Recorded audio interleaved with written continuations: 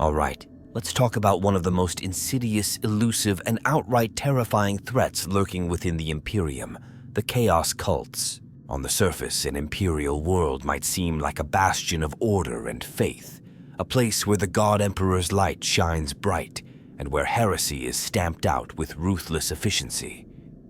But beneath that rigid, oppressive structure, in the dark corners of hive cities, in the secret chambers of noble houses, and even within the ranks of the ecclesiarchy itself, heresy festers.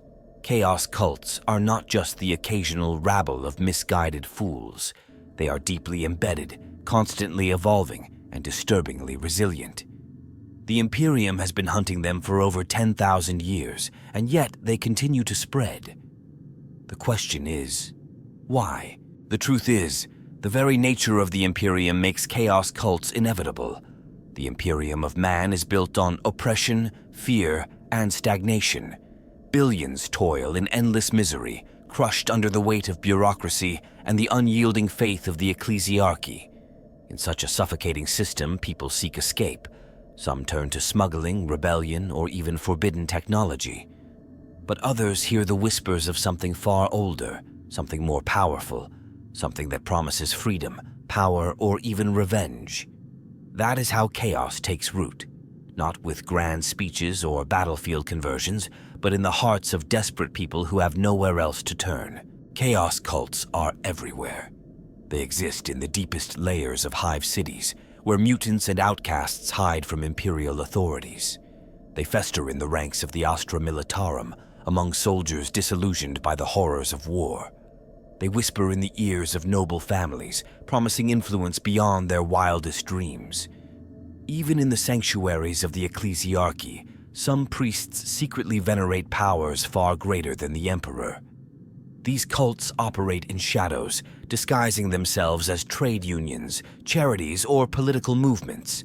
Some remain hidden for centuries, slowly growing in strength. Others rise quickly, sparking bloody uprisings that tear entire planets apart. And here's the real kicker. No matter how many chaos cults the Inquisition purges, no matter how many planets are subjected to exterminatus, new cults always emerge. They are like a disease, feeding on the cracks in Imperial society, adapting to survive even under the harshest conditions. It's a cycle that has repeated for 10 millennia, and it shows no signs of stopping. So if chaos cults are this widespread, this resilient, does the Imperium even stand a chance at stopping them? Or is the slow rot of chaos an inevitability that will one day consume the Imperium from within? It's impossible to talk about the glory and tragedy of the Imperium without mentioning the Imperial Knights. These towering war machines are symbols of honor, tradition, and unshakable duty. But if you peel back the layers of mythology, you start to see something deeper, something far more ancient and complicated than just warriors in massive walking suits of armor. The Imperial Knights are more than just battlefield legends.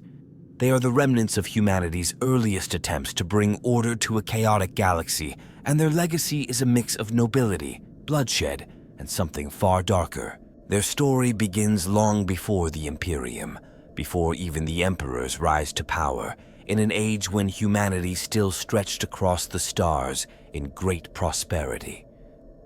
This was the era of the first human expansion, the dark age of technology. It was a time of scientific mastery when humans had conquered entire star systems and artificial intelligence guided their civilization. But with power came arrogance and eventually catastrophe.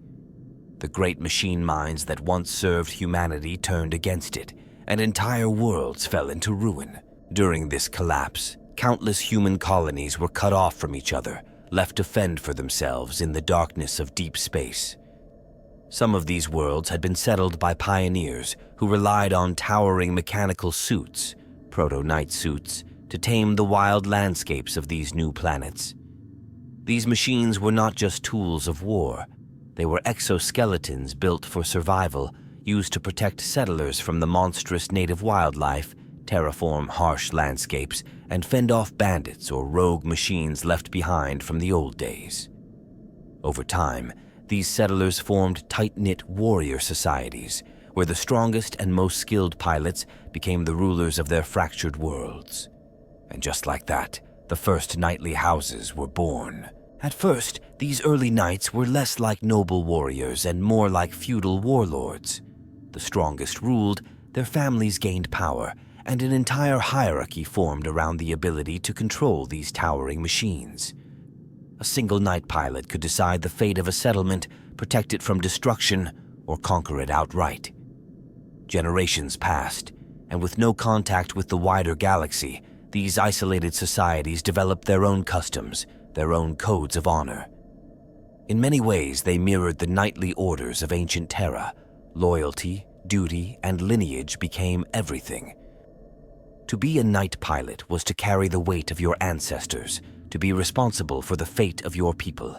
When the Emperor began his great crusade, reuniting the lost worlds of humanity, he encountered these knightly houses and saw their potential. Unlike the fractured warbands of other rediscovered human worlds, the Night Houses had structure, discipline, and technology that was still functional despite the collapse of the old order. The Emperor did what he did best.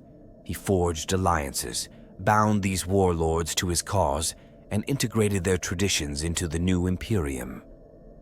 Many Night Houses swore fealty to him and his vision of unity, while others remained independent, choosing to serve the Imperium but keeping their own ancient customs intact. This is where things start to get interesting, because while the Knights were powerful allies, they were also a relic of an older time, a time when honor and tradition were law, but also a time of unchecked feudal rule. Some saw them as an outdated system that had no place in the Emperor's grand vision of progress and reason. But the Emperor understood something that many forget. Humanity is built on its myths. The Knights were more than just war machines. They were symbols of heroism, of duty, of an unbroken lineage stretching back to humanity's golden age. In a galaxy spiraling into chaos, such myths were necessary.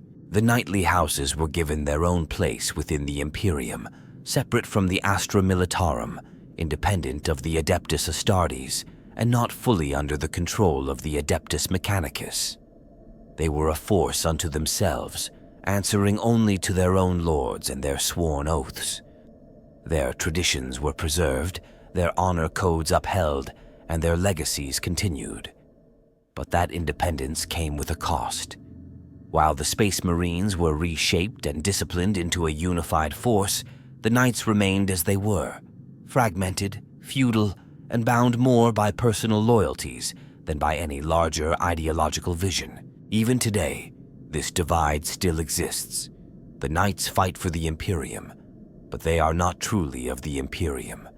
They exist in a strange, in-between state, where their ancient traditions sometimes conflict with the brutal, pragmatic needs of the Imperium's endless war. Some houses are unwavering in their devotion, their knights marching into battle as shining beacons of Imperial might. Others, though, are more self-serving, choosing their battles based on politics and personal gain rather than duty.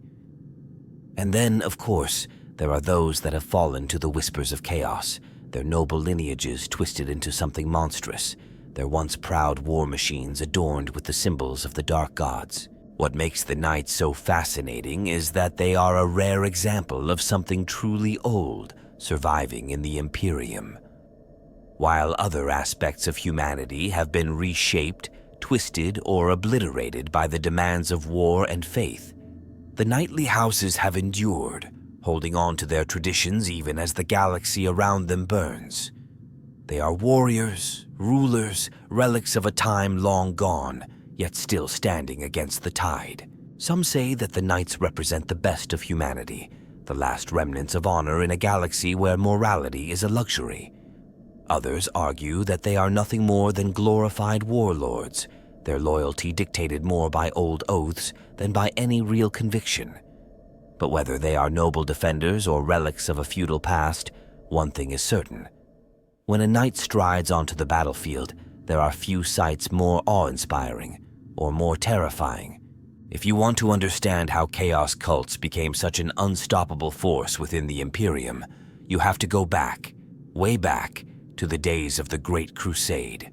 Back then, humanity was at its peak, or at least that's what the official history would have you believe. The Emperor had risen to power. His legions of space marines were bringing countless worlds into compliance, and it seemed like nothing could stop mankind from achieving total galactic dominance.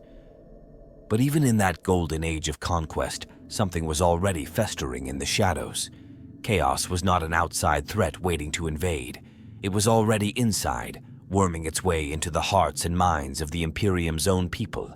The thing is, chaos has always been with humanity. Since the earliest days of warp travel, since the first psychers began to appear, the influence of the dark gods has been there, whispering, watching, waiting.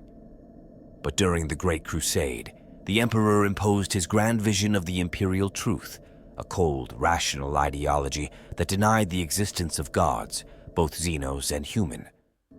Religion was outlawed, and the Imperium was meant to function purely on logic, science, and discipline. And you know what happens when you try to suppress something that deeply ingrained? It doesn't go away, it just goes underground. Even before Horus turned against the Emperor, even before the first shots of the Heresy were fired, chaos cults were already forming across the newly conquered worlds. Not the massive, planet-spanning uprisings we see in the modern era, but small, secret gatherings of people who refuse to let go of their beliefs. On some worlds, these were ancient faiths that had been brutally suppressed by the imperial truth, re-emerging in hidden corners. On others, they were new ideologies formed by those who sensed something wrong, something missing in the Emperor's grand design. And then there were the rogue psychers, those whose minds had been touched by the warp and who began to hear whispers offering them power beyond imagining. But here's the real kicker. Many of the first chaos cults weren't started by ordinary citizens. They were started by the very people who were supposed to uphold the Imperium. Some were imperial commanders who resented the Emperor's absolute rule. Others were scholars, iterators, and remembrancers, those who had traveled with the Great Crusade and started to see cracks in the Emperor's truth. And then, of course, there were the Space Marines themselves. The Astartes were meant to be the pinnacle of loyalty and discipline, warriors who would never waver. But not all of them saw the Emperor as the godless ruler he claimed to be. The most obvious example is the Word Bearers. These guys were already fanatics before chaos even got its claws into them. Lorgar, their Primarch, had spent decades treating the Emperor like a divine being, building temples in his name, spreading faith among the people. And then, suddenly, the Emperor tells him to stop, to burn his own shrines and renounce his beliefs. That wasn't just a political move, it was personal. Lorgar's entire worldview was shattered, and he was left searching for something to replace it. That's when the true gods of the warp stepped in.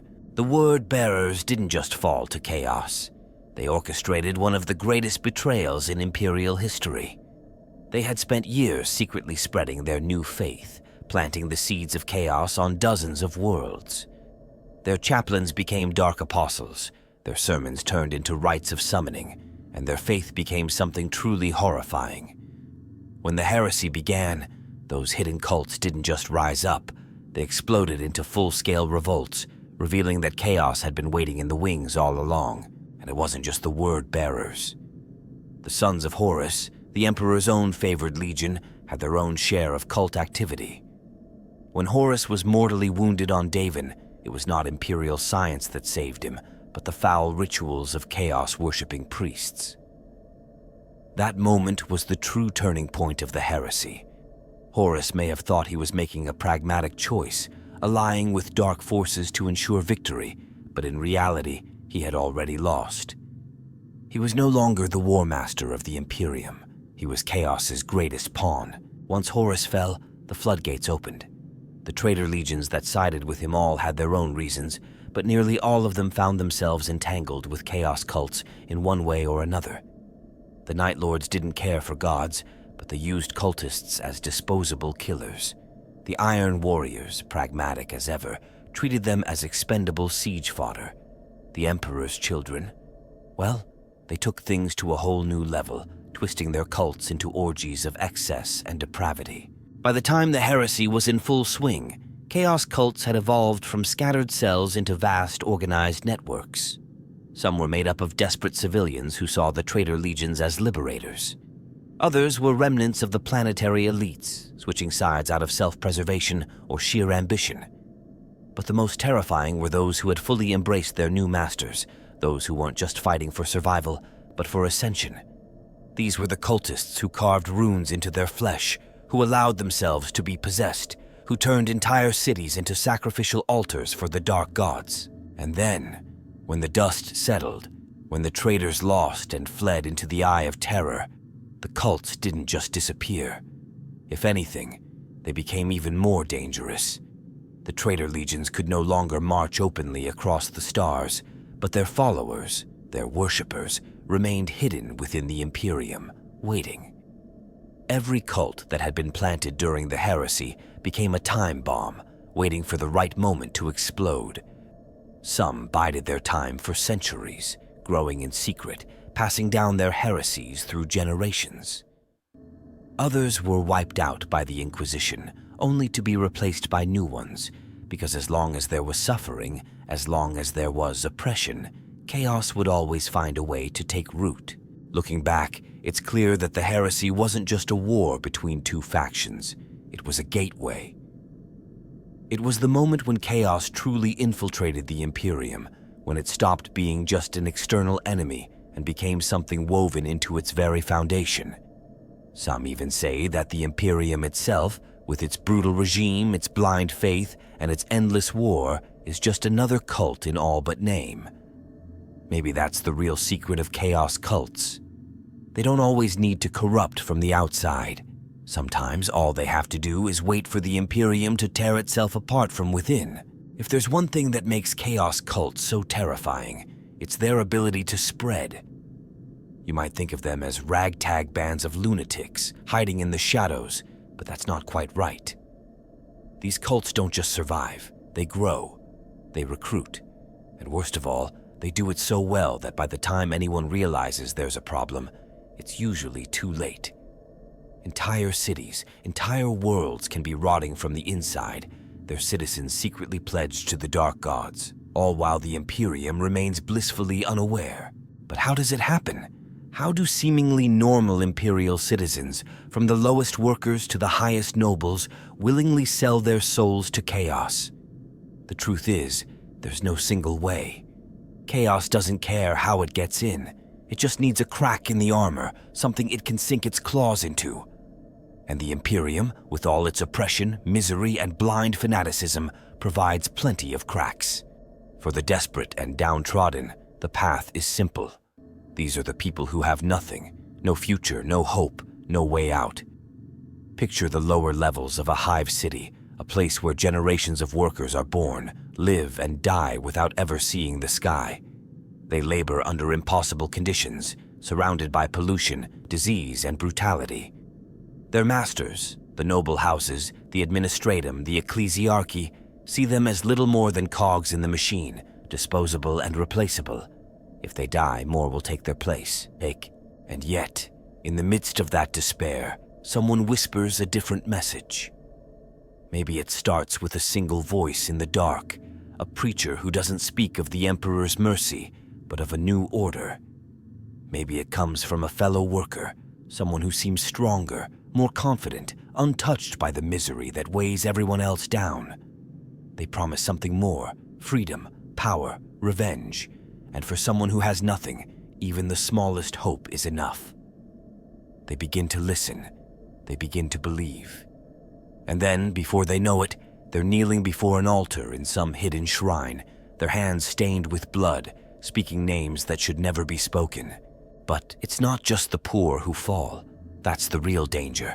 Chaos doesn't only appeal to the desperate, it also calls to the powerful, the aristocrats, the officers, the priests, people who already have everything, but still crave more influence, more control, more knowledge.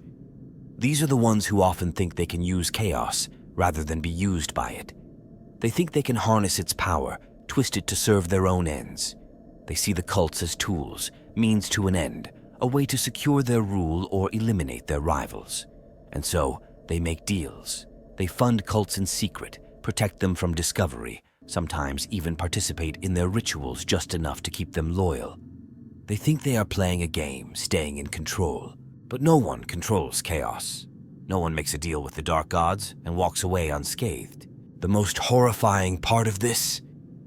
Chaos cults can take any form. Some are nothing more than ragged bands of fanatics gathering in ruined buildings to chant their blasphemies. But others are refined, subtle, nearly impossible to detect. A merchant guild that slowly begins practicing strange, secretive rituals before their deals. A noble house that holds private gatherings where the line between political networking and outright demon worship starts to blur. A minor sect of the Imperial cult that shifts ever so slightly towards heresy. At first, their prayers to the Emperor are normal, but over time, small, almost imperceptible changes creep in. The faithful don't even realize it at first, but by the time they do, they're already lost. And then, of course, there are the psychers. If there's one thing the Imperium fears above all else, it's the uncontrolled psyker. Rightfully so. These people are walking doorways to the warp, and chaos has a particular hunger for them. The black ships take thousands of psychers every year, dragging them off to feed the Golden Throne. But what about the ones who escape? The ones who hide? Some of them are caught, burned as witches before they can do any real damage. But others find new friends. They find cults that welcome them, cults that don't see them as abominations, but as messengers, as prophets, as living conduits to something greater. These are the most dangerous recruits of all. A psyker who falls to chaos isn't just another cultist. They are a beacon, a gateway, a tool for summoning things that should never enter the material world. And what makes chaos truly terrifying is that it never stops adapting. It finds ways in, no matter how hard the Imperium fights back. Every time a cult is purged, a new one rises in its place, learning from the mistakes of its predecessor. Some fan theories even suggest that the Inquisition itself, with its constant paranoia, might be helping chaos spread rather than stopping it. By cracking down on every suspicious gathering, by turning Imperial citizens into terrified informants, they create an atmosphere of fear and distrust, exactly the kind of environment where chaos thrives. In the end, the truth is simple. Chaos cults spread because the Imperium creates the perfect conditions for them to exist. They are the symptom of a disease that cannot be cured, a reflection of the Imperium's own brutality and hypocrisy. The Emperor tried to build a system that would last forever, a rigid, unchanging empire of absolute control. But nothing lasts forever. Chaos doesn't need armies to tear down the Imperium. It only needs time. Time for the cracks to widen. Time for the rot to set in. And when the moment is right, when the masks fall away and the cults finally reveal themselves, the Imperium will realize, too late, that the real war was never fought on the battlefield. It was always in the hearts and minds of its own people. Chaos cults aren't just a single unified force. They're as varied as the gods they serve, adapting to the worlds they infest, twisting themselves into whatever form best allows them to survive and spread. Some are little more than gangs of frothing lunatics, worshipping bloodshed and destruction. Others are insidious conspiracies that operate in the shadows, spreading their corruption slowly, like a sickness that no one notices until it's too late. And the scariest part? No matter how different they are, they all serve the same ultimate goal, the complete and utter downfall of the Imperium. The most obvious and brutal of these cults are the ones dedicated to Khorne. They don't bother with subtlety. They don't whisper in the dark or scheme behind closed doors. These are the blood cults, the murder gangs, the war bands that see every moment of peace as an insult to their god. They can start anywhere, on feral worlds where violence is already a way of life, in the underhives of massive cities where survival means fighting every day, or even within the ranks of the Astra Militarum, where war hardens men into killers. It often begins small, a group of fighters who take just a little too much pleasure in the slaughter, who start keeping trophies, who begin whispering names in the heat of battle that they don't even understand at first. And then, before anyone realizes what's happening, they're painting entire hab blocks with the blood of their victims, screaming praises to the Lord of Skulls. But while Khorne cults are easy to recognize, those of Tzeentch are the exact opposite. If Khorne is about raw, unthinking rage, Tzeentch is about control, deception, and playing the long game. His cults don't announce themselves with blood and fire. They work their way into governments, noble houses, trade guilds, anywhere power can be manipulated from behind the scenes. A cult of Tzeentch might masquerade as a political movement, a secret society, or even an offshoot of the Imperial cult that claims to have discovered some new, deeper meaning in the Emperor's words. Some of them don't even realize they serve chaos at first. They just think they're searching for hidden knowledge, pushing for progress, breaking away from outdated traditions. And by the time they understand the truth, they've already gone too far to turn back. Then there are the followers of Nurgle.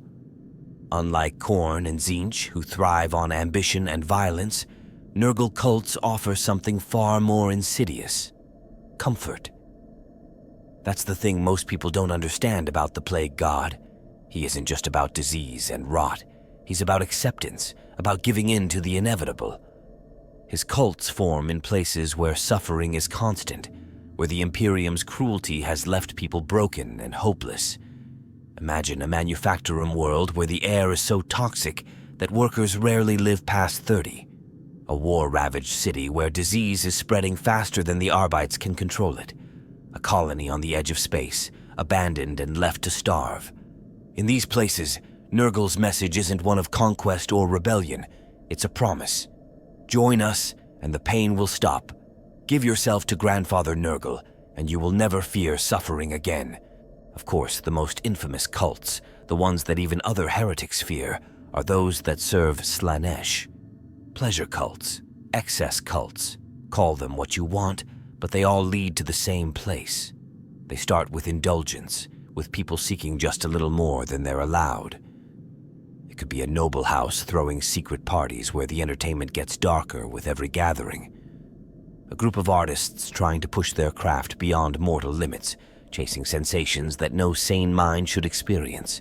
A hive gang that starts treating pain as a form of currency, trading scars like others trade coin, and it never stops at just one step. That's the nature of Slaanesh. There is always a greater thrill, always a deeper pleasure to chase, and before they know it, the cultists have gone too far, their bodies and minds warped beyond recognition, their once beautiful rituals turning into something monstrous. But not all chaos cults are tied to a single god.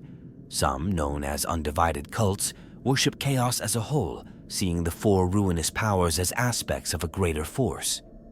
These cults are often the most dangerous of all, because they're unpredictable. They don't follow the obvious patterns of bloodshed, manipulation, decay, or excess. They take whatever path leads them closer to their ultimate goal, the complete destruction of the Imperium. Some of these cults operate like organized religions, complete with priests, sacred texts, and temples hidden in the darkest parts of the Underhive. Others act more like mercenary war bands, offering their services to whatever Chaos Lord is willing to pay in dark blessings. Some even infiltrate the ranks of the Inquisition itself, turning the Imperium's own weapons against it. The terrifying part is how adaptable these cults are.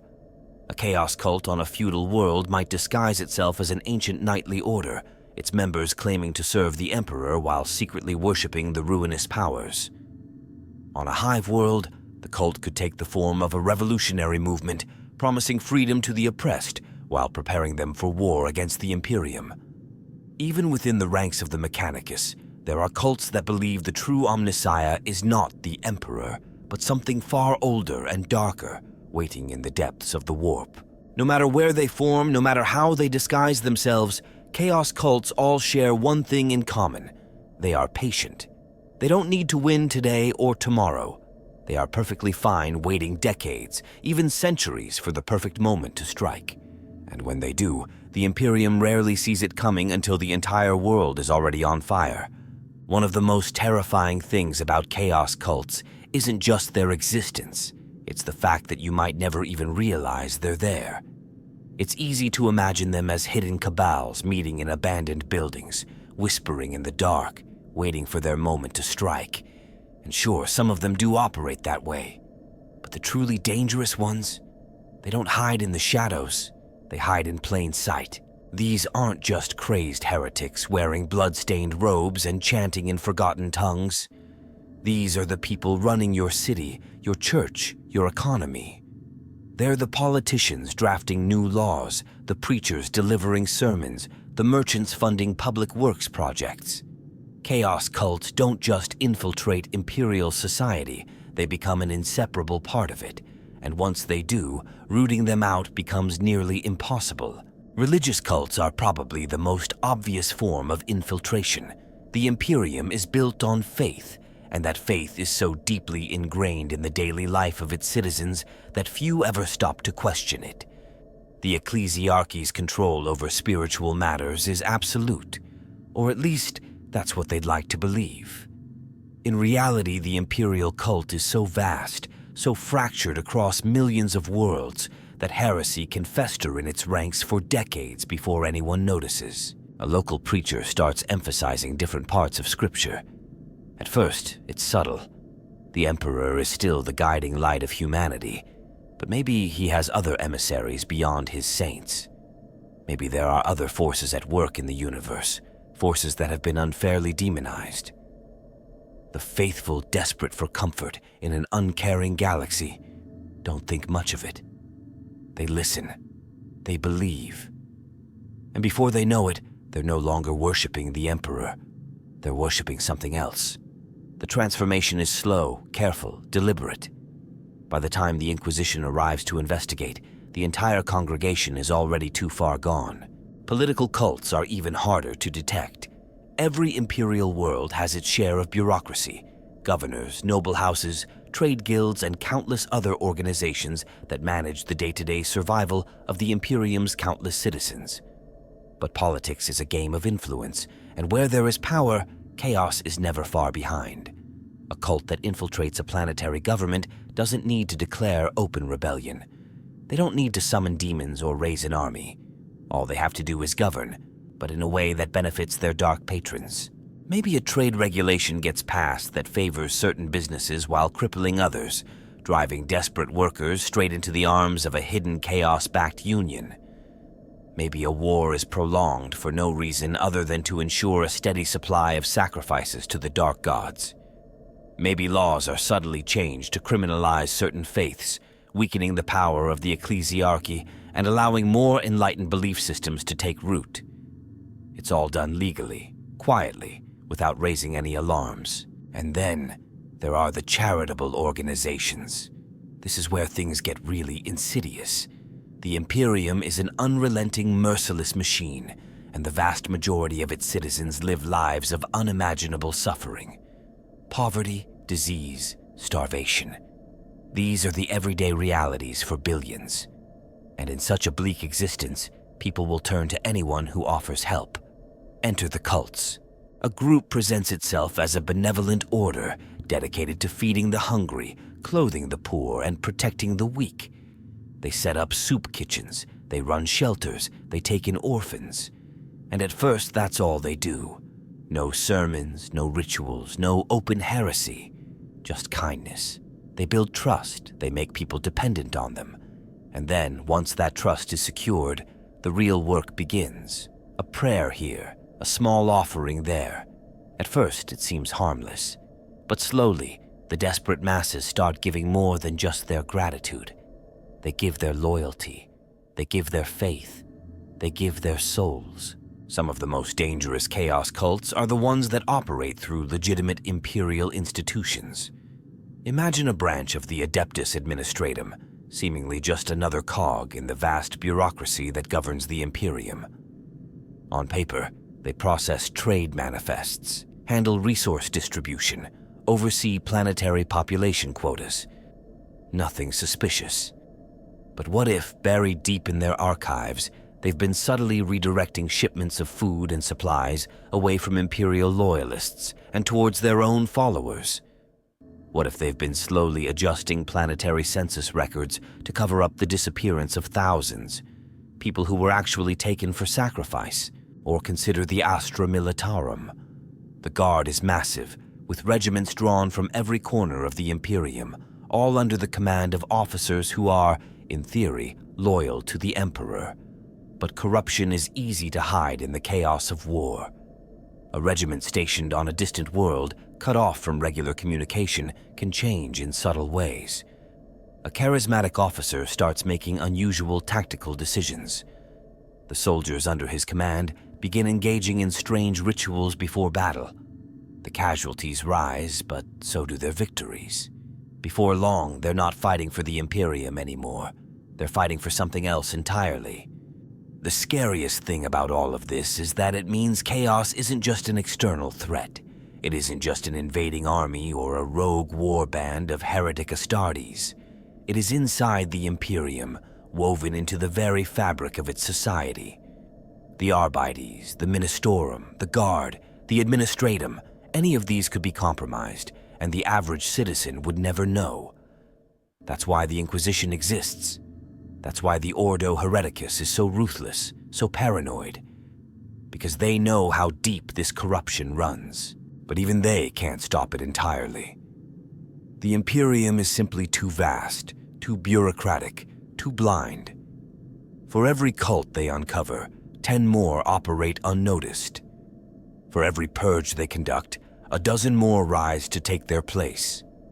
The Imperium may think it has control over its institutions, but the truth is far more terrifying. Chaos is already inside, and it's not going anywhere. One of the most terrifying truths about chaos cults is that they don't always need open rebellion to win. They don't have to summon demons, stage bloody uprisings, or wage brutal wars to bring a world to its knees. Sometimes, all they have to do is take control of the right people, whisper in the right ears, and play the long game. That's how chaos becomes more than just a lurking threat. It becomes the ruling power without anyone even realizing it. The Imperium is a nightmare of bureaucracy, corruption, and power struggles. Governors fight with noble houses, administrative officials wage silent wars over resources, and the ecclesiarchy constantly schemes to maintain its grip on the hearts and minds of the people. It's a system that thrives on secrecy, manipulation, and backstabbing. And that is exactly the kind of environment where chaos cults flourish. A cult doesn't need to start as a rebellion. In fact, most don't. Instead, they begin as something small, something easy to overlook. A local religious sect, a political movement, a trade guild that wants more autonomy. They build influence gradually, making deals with the ambitious, helping struggling officials rise to power, securing resources that the Imperium's rigid structure refuses to provide. And the people they help? They don't see heretics. They see allies, benefactors, even saviors. Once a cult has its hooks in a planet's leadership, the changes begin. Slowly, subtly, but inevitably. Maybe it starts with minor policy shifts, things that seem completely harmless at first. A noble house that was once an enemy of the cult suddenly finds itself bankrupt, ruined by new trade regulations. A governor starts diverting military resources away from his world's defenses, ensuring that if the Inquisition ever comes knocking, they'll be unprepared. Certain texts, once banned, begin circulating again, spreading new ideas, reshaping public opinion. And the most horrifying part? It all looks completely legal. The cult isn't leading an armed rebellion. It isn't screaming the names of dark gods from the rooftops. It's governing, passing laws, shaping policy, making sure that every decision, no matter how small, pushes the world just a little closer to chaos. Some of the most infamous planetary takeovers in Imperial history have happened exactly like this. Entire worlds have been lost to chaos, not through war, but through bureaucracy. By the time anyone realizes what's happening, the cult is already too deeply entrenched to remove. The Arbites are compromised, the military is loyal to the new regime, and the ecclesiarchy has been replaced with preachers who serve something far older and darker than the Emperor. There are even theories among some fans that certain Imperial worlds aren't just infiltrated by chaos cults, they are chaos cults. The entire ruling class, from the lowest officials to the planetary governor himself, could be fully dedicated to the ruinous powers, and yet on the surface, nothing looks out of place. The tithes are paid, the paperwork is in order, the Imperial cult is observed, except that behind the closed doors of the ruling elite, something else is being worshipped. And here's where things get really dark. Not all of these cults are actively trying to destroy their own planets. Some of them are playing a much longer game. If a cult rules a world, it has time to shape its population in ways that an open rebellion never could. Imagine a planet where every child is raised to believe that certain whispers in the dark should be listened to, that faith in the Emperor is necessary but not exclusive, that suffering isn't just a burden, it's a gift. Imagine an entire society that, over generations, has been molded into something that still looks imperial, but thinks like a cult. By the time the world declares its true allegiance, it isn't just a planet turning to chaos. It's an entire civilization, fully prepared, fully converted, ready to spread its heresy to the stars. And the Imperium? It rarely sees these takeovers coming. The Inquisition can investigate only so much. The Administratum is too massive and inefficient to notice small anomalies. Even the Arbites, ruthless as they are, don't question the orders of their planetary masters. Chaos understands something the Imperium doesn't. Real power isn't just about holding the battlefield. It's about holding the minds of those in charge. And once a cult achieves that, the war is already over before the first shot is fired. When a chaos cult finally makes its move, it doesn't happen as a slow, creeping change anymore. It happens like a wildfire, like a sickness tearing through a body that thought itself healthy. One day, everything seems normal. Imperial citizens going about their duties, the Arbites keeping order, the banners of the Imperium flying high. The next, the streets are filled with screaming mobs, the sky is burning, and entire regiments of the Planetary Defense Force are turning their guns on their former comrades. The transition from a secret cult to an open rebellion isn't just some spontaneous uprising. It's a carefully planned, long-awaited moment where years, even decades of preparation all come together. By the time the first shots are fired, the cultists have already won half the battle. Key officials have been turned, armories have been raided, and communications have been disrupted. The loyalists are thrown into chaos, scrambling to understand what's happening, while the cultists strike with ruthless precision. The thing is, most Imperial worlds are fragile to begin with.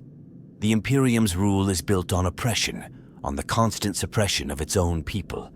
It relies on sheer force and fear to maintain control, but that means the moment that control is weakened, everything starts to collapse. The average citizen doesn't rise up for chaos out of some deep spiritual revelation. They rise up because the Imperium has given them nothing but suffering, and for the first time, someone is offering them a way out. The cult leaders don't need to convert everyone. They just need to give the desperate masses a reason to pick up a weapon. When a rebellion begins, it spreads fast. The lower hive levels, the slums, the overworked manufactoria districts. These places are always a powder keg waiting for a spark. The cults ignite that spark, and within hours, entire districts can fall to anarchy. The Arbites fight back, but they're outnumbered. The Planetary Defense Force is split, with some units staying loyal while others defect, either out of genuine belief or just because they see which way the wind is blowing. And the nobles? Some flee. Some barricade themselves in their palaces, thinking they can wait it out. Others, those already tainted by chaos, stand on their balconies and watch as their world is torn apart, knowing this is exactly what they wanted. The scariest part is that these cult uprisings aren't just about killing Imperial officials or declaring independence. They have a purpose, a ritualistic element that goes beyond simple rebellion. Chaos doesn't just want to take over a world, it wants to reshape it, to turn it into something unrecognizable. In the early days of the uprising, you'll see normal cultists, former workers, deserters, low-level officials. But as the days drag on, things start to change. The most devoted begin to transform, mutating before their followers' eyes, their bodies warping into monstrous shapes. The air becomes thick with whispers, the warp pressing in closer as sacrifices fuel its power. Entire city blocks are converted into altars of blood and ruin, feeding the dark gods with every life taken. And if the world survives long enough, if the rebellion isn't crushed immediately, the cult will eventually call upon their true masters, the traitor legions, the chaos war bands, the heretic Astartes. At first they send emissaries, robed figures who walk untouched through the carnage, speaking the names of ancient warlords and promising power beyond mortal comprehension. Then, when the cult has proven itself, when the fires of heresy have burned bright enough, the real reinforcements arrive. Drop pods streak through the sky, ships break from the warp, and suddenly, the cult is no longer fighting alone. The world that was once just another Imperial holding is now a battlefield in a war far older than any of its people. Many Imperial planets fall without ever facing an external threat. The Imperium is so obsessed with the idea of enemies coming from the outside, Xenos invasions, chaos fleets, heretical warbands, that it often fails to see the rot growing from within. A single cult, properly positioned, can do more damage than an entire army. It can turn friends against each other, collapse entire infrastructure networks, and shatter the fragile illusion of Imperial control. Some believe that chaos doesn't even need to win these battles. The Imperium is so vast, so spread thin, that it can barely respond to uprisings fast enough to make a difference. For every world lost, another is reinforced. For every rebellion crushed, another is already brewing somewhere else. Chaos isn't in a hurry. It doesn't need a grand, decisive victory. It only needs time. Time to spread, time to grow, time for the cracks in the Imperium's armor to widen just a little bit more. Because in the end, the question isn't if a world will fall, it's when. One of the most horrifying things about chaos cults isn't just their ability to spread or the way they topple entire worlds from within. It's what happens to those who give themselves fully to the dark gods. Chaos isn't some distant, abstract force. It's real. It watches. And when a cultist proves their devotion, chaos rewards them. To the Imperium, mutation is a curse, a mark of corruption that must be purged. To the cultists of chaos, it's a blessing, a sign that the gods have noticed them. The more devout a follower, the more they change, their bodies reshaped by the will of the warp into something unnatural. Some call it divine ascension. Others call it a slow descent into madness. But the result is always the same. The further you walk down the path of chaos, the less human you become. The first mutations are often small, a third eye that grants visions beyond mortal sight, fingers that stretch and curl in unnatural ways, allowing for impossible dexterity, skin that thickens into a kittenish shell, making the cultist impervious to blades. These are gifts, proof that chaos is pleased, and once a cultist receives their first blessing, they crave more. The logic of the Imperium tells them they should recoil in horror, but by then, it's too late. They've already seen the truth. Mutation isn't a curse. It's the next step in evolution. Each god has their own way of reshaping their followers. Khorne's chosen become monstrous warriors, their muscles swelling with unnatural strength, their bones thickening until they can withstand wounds that would kill an Astartes. Some grow horns, others claws, but all of them share one thing: an insatiable thirst for battle. They stop feeling pain. They stop needing rest. The longer they fight, the more they kill, the more their god blesses them. Until one day they lose all reason, all identity, and become nothing more than blood-crazed beasts, charging into battle with nothing but slaughter in their minds. Tzeentch's followers are the opposite. Their changes are unpredictable, chaotic in the truest sense. Eyes form where there were none. Voices whisper from mouths that should not exist. Some are granted immense psychic power, capable of bending reality with a thought.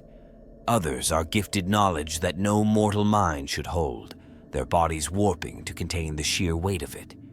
Some of the most powerful sorcerers in history started as mere cultists, drawn in by the promise of wisdom, only to find themselves transformed into living conduits for something far greater.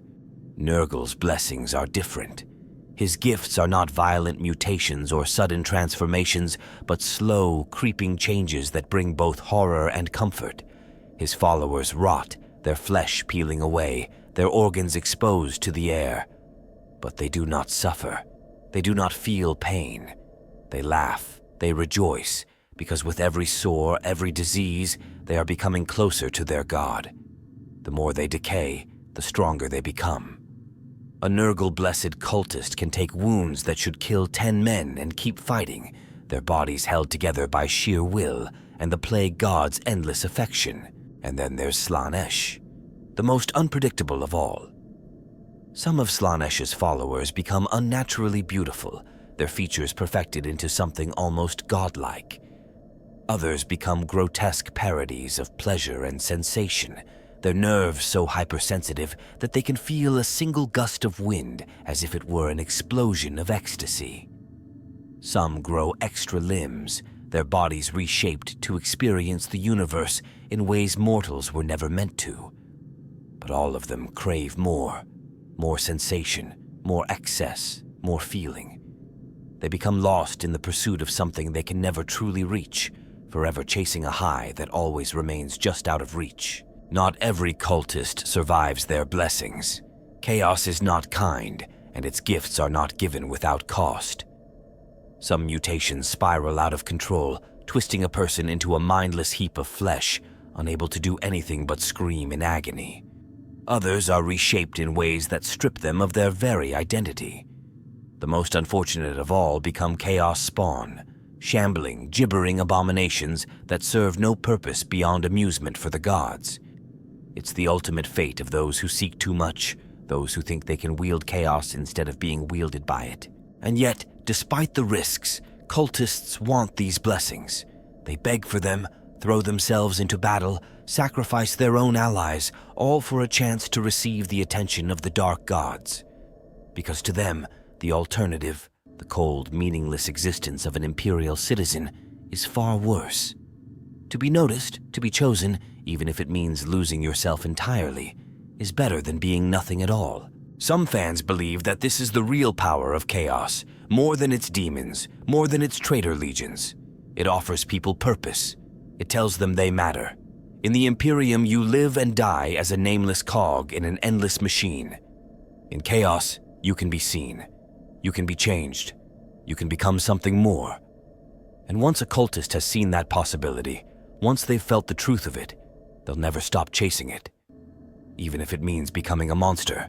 The Imperium likes to present itself as an unbreakable monolith, a towering bastion of faith and order that stands against the horrors of the galaxy. But beneath that illusion, it is something else entirely, a crumbling, paranoid bureaucracy constantly at war with itself. And nowhere is that more obvious than in its endless, brutal struggle against chaos cults. Enter the Ordo hereticus, the hammer of the Emperor's wrath, the watchful eye of the Inquisition that exists solely to root out heresy wherever it festers. These are the witch hunters, the interrogators, the executioners who burn first and ask questions later. To them, chaos isn't just a distant enemy. It's everywhere, hidden behind the most innocent faces, buried deep within the heart of Imperial society. They don't just look for cults. They look for signs of cults, strange behaviors, whispered rumors, even the most minor deviations from accepted Imperial doctrine. Because if there's one thing they know for certain, it's that chaos never stops spreading, and they are ruthless. When a cult is discovered, the response is immediate and absolute. The Arbites storm suspected hideouts, purging entire city blocks with flamers and heavy stubbers. Suspects are rounded up and interrogated, often without a trial, their fate sealed before they even have a chance to plead their innocence. A single suspected cultist can mean the death of thousands, because in the eyes of the Ordo hereticus, it's better to wipe out an entire population than risk a single heretic slipping through their fingers. But here's the problem, it never really works. No matter how many cults they burn, new ones always rise to take their place. No matter how many people they execute, there's always another heretic hiding in the shadows, another whispered prayer to chaos slipping through cracked lips in the dead of night. The Imperium fights a war it can never truly win, because the very way it operates creates the conditions for chaos to thrive. The Ordo hereticus can purge, they can burn, they can destroy entire planets if they have to. But the resentment, the suffering, the desperation that feeds chaos, that never goes away. Some of the most infamous purges in history have only made things worse. There are cases where entire planetary populations have been exterminated because of suspected heresy, only for the survivors, those who managed to escape, to become martyrs for the cults they once served. Every time the Inquisition cracks down on a world, every time they execute a so-called traitor, they plant the seeds of future rebellion. They create more people who see chaos as the only alternative to imperial tyranny. And then there's the simple fact that chaos cults are smart. They don't just sit around waiting to be caught. The best ones, the ones that survive the longest, don't even look like cults at all. They operate within legitimate institutions, using imperial bureaucracy as a shield. They infiltrate the ecclesiarchy, the administratum, the astra militarum. They make sure that when the Inquisition arrives, there's no obvious enemy to fight. By the time anyone realizes what's really happening, the cult isn't just a few scattered heretics. It's running the world. This is why some fans argue that the Imperium is already doomed. The Inquisition can keep fighting, keep purging, keep hunting heretics for the next 10,000 years. But it won't matter. Chaos isn't an army you can defeat on the battlefield. It's an idea, a force that grows stronger every time the Imperium fails its own people. And as long as the Imperium continues to be what it is, a brutal, oppressive nightmare where life is suffering and death is the only release, chaos will always have worshippers. The Ordo hereticus may be relentless, they may be feared across the galaxy, but they are not winning. They are only delaying the inevitable. And deep down, maybe they already know that. The Imperium of Man fights endless wars against Xenos, against traitors, against itself. But there is one war that will never end, one enemy that can never truly be defeated, the Chaos cults. No matter how many are burned, no matter how many planets are purged, no matter how many cities are turned to rubble in the name of the Emperor, chaos always finds a way back. It doesn't matter how many times the Inquisition declares victory. That victory is always temporary. Because chaos isn't just an external force. It's not a distant threat lurking in the warp, waiting for the right moment to strike. It is already inside the Imperium, woven into the very structure of its existence. Every hive world choked with suffering, every noble house drowning in corruption, every soldier abandoned by their commanders, every worker crushed under the weight of endless labor, all of them are fuel for chaos. The cults don't have to invade, they don't have to conquer, they just have to wait. Sooner or later, someone will be desperate enough, angry enough, broken enough to listen to the whispers. The Imperium tells itself that it is eternal, that it is the unbreakable shield against the horrors of the universe. But the truth is, it is built on fear, on oppression, on blind, unquestioning obedience. It demands everything from its citizens and gives them nothing in return but suffering. And that's the real reason chaos will never be destroyed. Because it offers something the Imperium never will: hope. Twisted, corrupted, dangerous hope, but hope nonetheless. For the desperate, chaos is a way out. For the ambitious, it is a path to power. For the lost, it is a purpose. The Imperium can keep fighting, keep purging, keep lighting the pyres and calling it victory. But the truth is, it has already lost. The war against chaos isn't one that can be won. It is a war that will last forever, a slow, grinding struggle that will never truly end. Some believe the Imperium is simply delaying the inevitable.